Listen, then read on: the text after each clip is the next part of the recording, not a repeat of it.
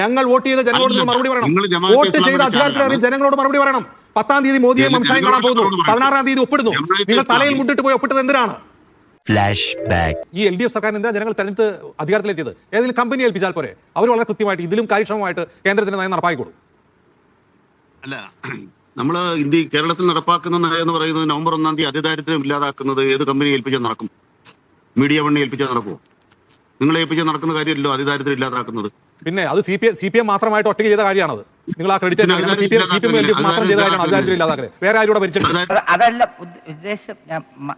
നിങ്ങൾ മാത്രമായിട്ട് ചെയ്ത കാര്യമാണ് അതിദാരിദ്ര്യം ഇല്ലാതാക്കൽ. ശരി, എന്നാ പിന്നെ വേറെ പരിചയമുണ്ടല്ലോ, കർണാടകത്തിലുണ്ടല്ലോ. അവരുടെയൊക്കെ പണിയാണത്. എന്നിട്ട് നിങ്ങൾ ഭരിച്ചിട്ട് ബംഗാളിൽ അതിദാരിദ്ര്യം ഇല്ലാതായത്.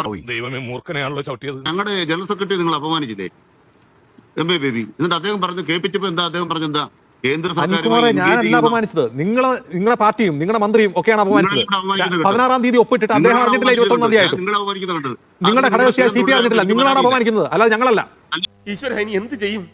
എന്നാ പിന്നെ ഞാൻ മറ്റേത്